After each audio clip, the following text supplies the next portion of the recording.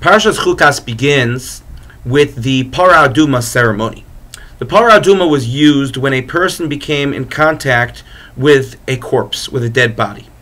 A corpse represents the greatest amount of tumah, the greatest amount of impurity. And in order for a person to be purified, this Parah Aduma, this red heifer, was taken, it was slaughtered and it was burnt, and its ashes were then combined with water, and that water was sprinkled over the person who became impure in order to purify them. Now, when the Torah describes the mixing of the ashes with the water, the Torah describes the water as being mayim chayim, living water. What's the significance to those words, living water? So Rav Meir Shapiro of Lublin explains as follows. He explains that water has incredible strength. Water not only sustains life, but water also has the ability to literally move mountains and move anything that's in its path. But water only has the ability to show its strength when it's moving. If we have water in a cup and it's just sitting, then it's not strong. If we take that cup and we move the water by turning the cup upside down, then the water has the ability to knock something over that's standing in its path. While when it's just sitting in the cup, it doesn't have the ability to do so. And so Rav Meir Shapiro explains that Chazal, our rabbis, compare the Jewish people to water. If we simply sit in a cup and not move, then we don't have great strength or significance. But if we're moving on a constant basis, and we're pushing ourselves, and we're moving along, then there is nothing that could stand in our path.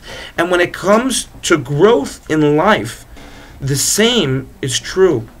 If we allow ourselves just to simply sit dormant and not be moving, not become excited by our actions, not try to strive and grow to be better people each and every day, to be better Jews, to see mitzvos as being even more significant in our lives than they are each day, then we're just like water, we're just like a pool that doesn't go anywhere, that doesn't have any osmosis or any system. But if we're people who look at everything that we do with a sense of gushing water, then the water becomes strength. And we allow ourselves to become invigorated with a sense of purpose, with a sense of desired growth in our own lives, a desire of growth in Torah and mitzvos, and then, only then, does water represent strength and really the sustainer of life itself.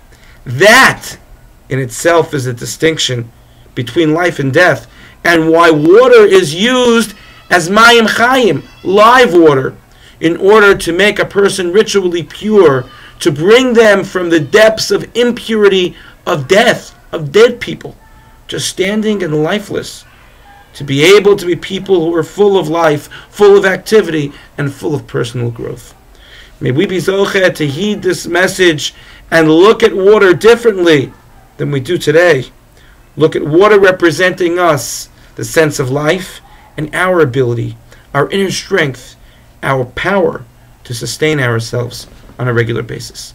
Thank you for listening, and have a good Shabbos.